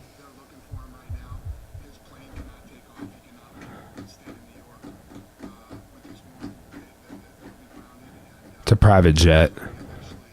Uh-huh. Oh, he did. He turned himself, man. Beyond belief. Bet he pays $100,000. Dude's like a billionaire.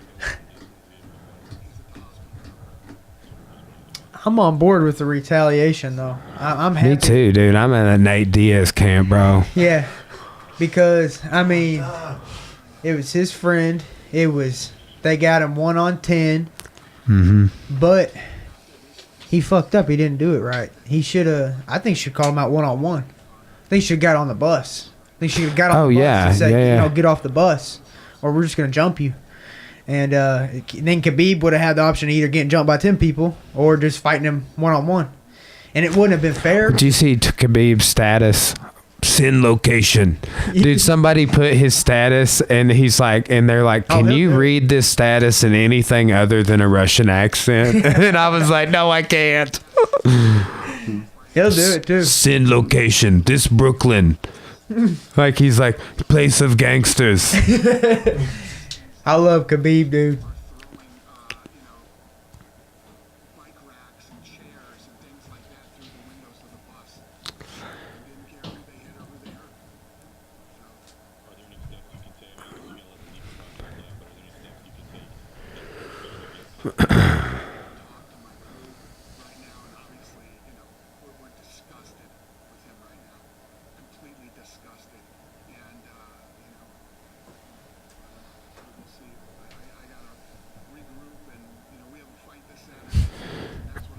Be a badass fight, man.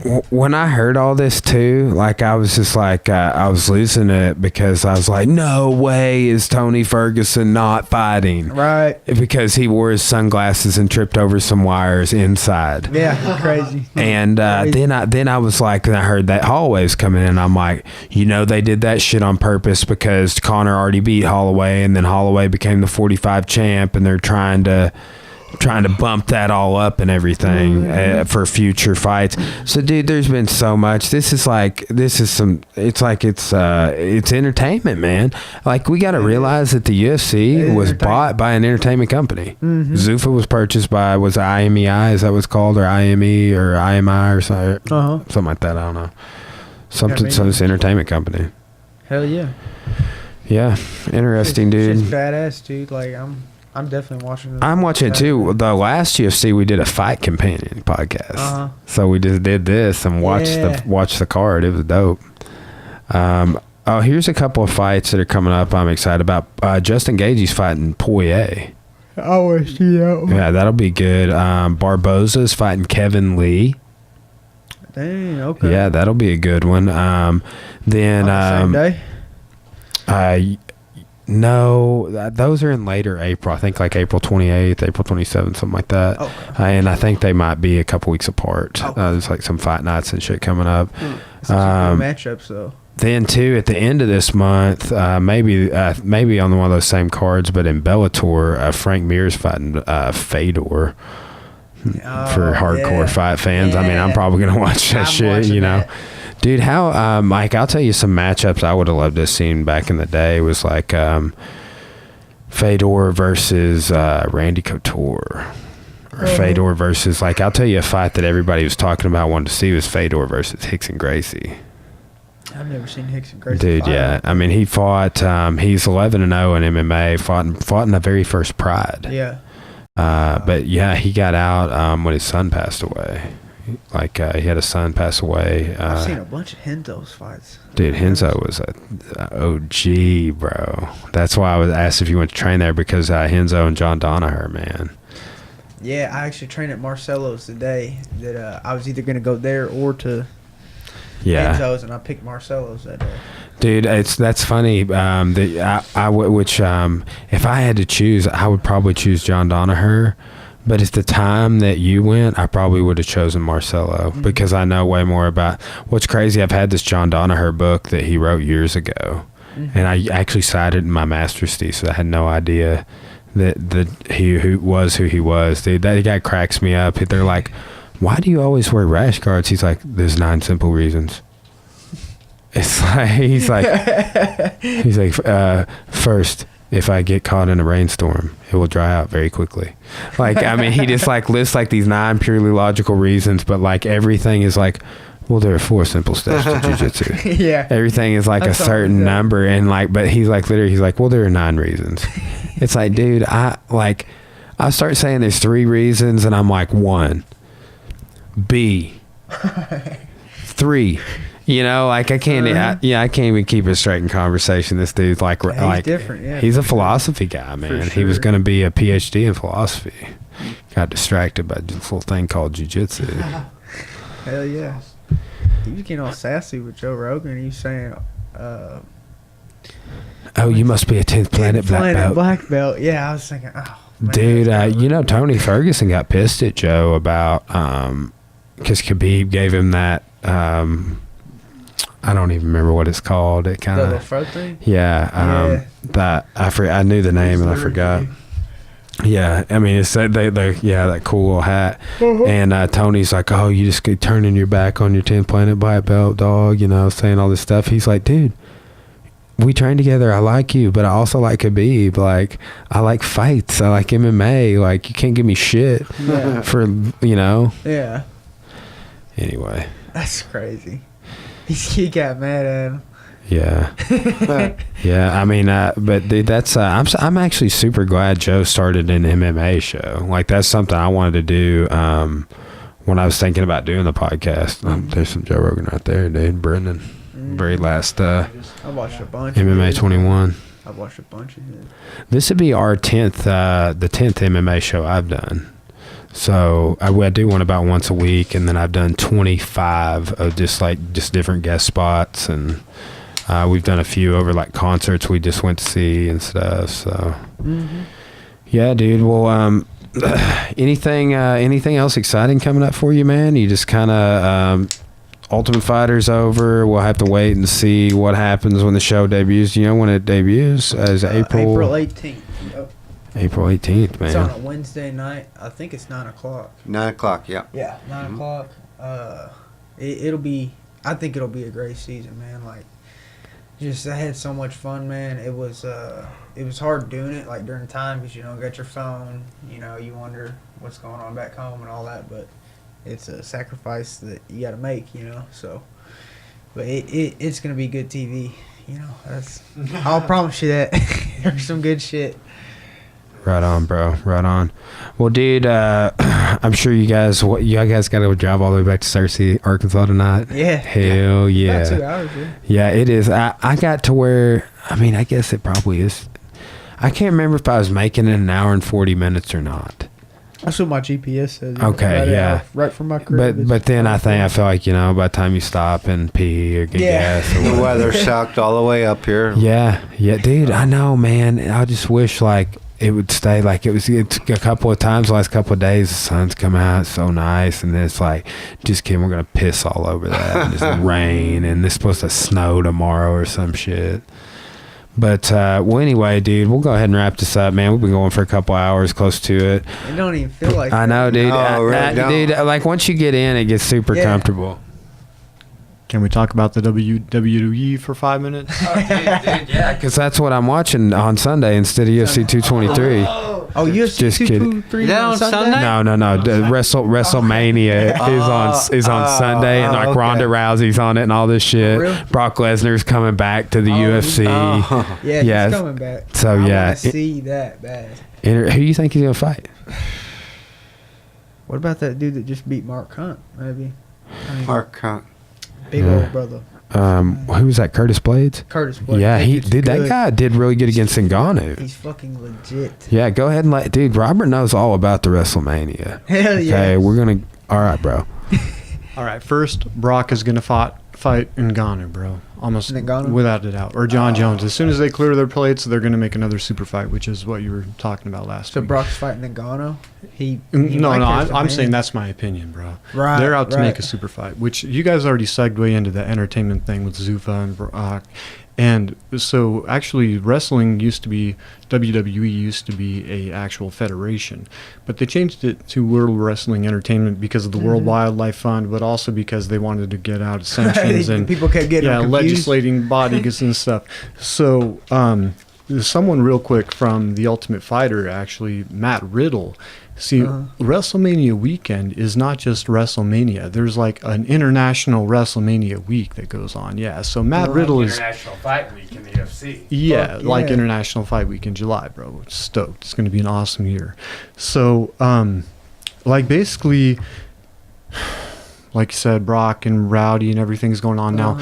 They're using Rowdy Rousey to freaking step up Stephanie McMahon's game because Stephanie is basically considered a troll as far as a general manager. Anyone who knows anything about wrestling is like, dude, there's been at least like 10 better general managers over the last 20 years in wrestling. So Are they going to have Ronda be the champ? like the Queen for the So- WWE. Not yet, dude. What they have going on, they brought in a bunch. WWE has learned some lessons over the last couple of years, and they brought in a lot of like small talent from indie shows and stuff. And they've actually ended up like bringing in this chick from Japan that they set up like a Goldberg, like a total monster that can't be beat. And she's wrestling Charlotte Flair, who's Ric Flair's daughter, who's a badass wrestler. I got to meet Ric Flair in Vegas last July. Oh, wow. Yeah, dude. Yeah, the most legit. Everyone says he's like the funnest wrestler ever to be on the road with. But anyways, there's some conspiracies out there that say that WWE is like a segment of life. Like you can basically judge politics by what's going on, and you can look at like major company policies and how they build off of the government, and you can watch how it's like a social litmus test and blah blah blah. And then military policy also, you can see a lot of different things that the government weighs out policy and how they think public opinion is going to work out. And like basically WWE has been the stage, and we've been leading up to this about like how Shakespeare. Yeah, Donald Trump got his What's start. on WWE, huh? Mm-hmm. Oh, Really? shit. Bro, if we get on Yeah. conspiracies, that's a whole fucking podcast. I think actually McMahon, Vince McMahon let his head be shaved to in order. Yeah. Okay. So anyways, Damn. there's like hours of conspiracy video, legit stuff out there. Oh, that's my jam right there. Yeah, Fucking and, conspiracies. You got to understand, like Vince McMahon, there used to be a bunch of small independent wrestling scenes, and Vince is from the north side, and he ended up like WCW was south. You know, they were Southern boys and blah blah blah. And there's a whole history behind it. But I want to hear you guys bounce real quick because the last shot of McGregor going out of that fight was holding a chair in a bus that's in an elevator, and clearly It's turning into WWE, man, with all this shit. Thank you. I'm just gonna, I'm gonna laugh if somebody like comes into the cage with a steel chair tomorrow, dude. Right here, dude. Right here, President Trump, bro. Oh, real. Oh, Hold my on, God. here it is, dude. Look at him. I never saw this before. I mean, Oh, this is crazy. It's great. Bam, dude. Look at him. You're Look fired. at him. Bam, bam, bam, bam. You're fired. Oh, that is too good, dude. I love that dude, man. Donald Trump. Look at that. Down. Look at that. Don't mess he up your gets hair, out Don. there. Is that his President Trump. Wife with him? Is that his wife with him? The girl with the blonde hair? I'm not sure. Yeah. This is 2007. Oh, wow. Oh shit. Yeah. I've never seen this. Okay, so here's the real conspiracy is that McMahon is, man, that dude has so much money, and people theorize that Donald Trump came to Vince McMahon, and so did Floyd Mayweather back before they were who they are. So like before Donald Trump became, so like Vince McMahon used to have a saying like back in the 90s when wrestling came on like Saturday mornings, we'd be like, "You're fired." And then Vince what is McMahon Donald Trump Yeah. after this? Yeah, Donald Trump shaving his head, dude. Yes, put him over. That's called putting someone over. He's putting him over.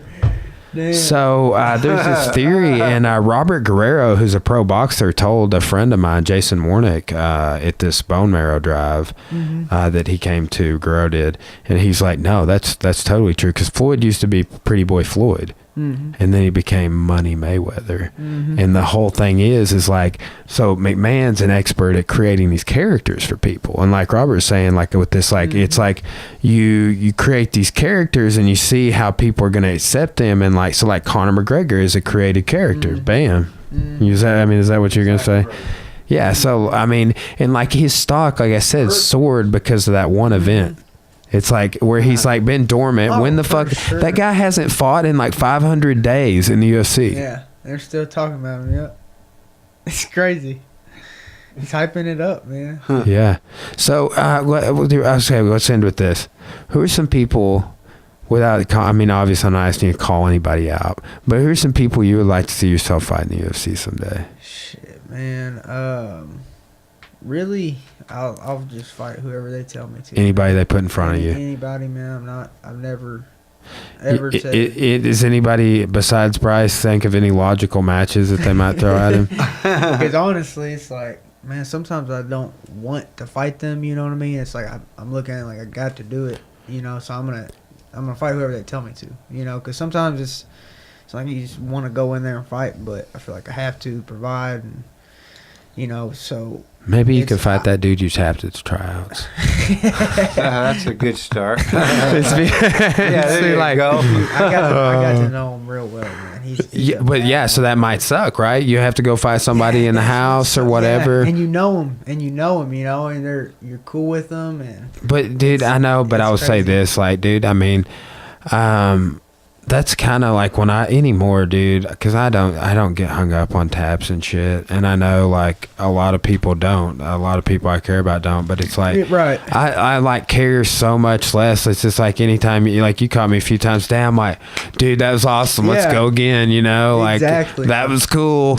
How did you get into that? Like John did a cool ass like sort of get into the truck like a Berimbolo on me, and I was like, dude, show me. I wasn't expecting where you entered into that. He's trying to do the that calf slice. That's what he did. He was trying to do that on me. You take your free foot, just keep kicking his hands off. It's still gonna hurt. Yeah. That's I had a good defense going, and then too, like, so from that same situation you're talking about, the person that's in the truck can do an arm bar on the person that has it in the truck. If they reach inside, they reach inside to pull that foot down, as Eddie Bravo, he teaches it. Don't grab inside.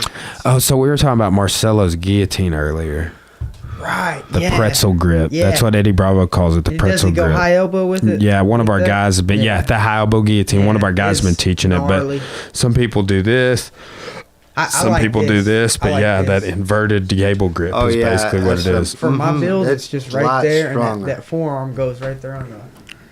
Right, you know what I mean? Yeah. I see a bunch of people doing Miguel Torres used to do that choke. He's actually he's done a lot of grappling tournaments. You can see him guillotine like everybody at a grappling tournament with that.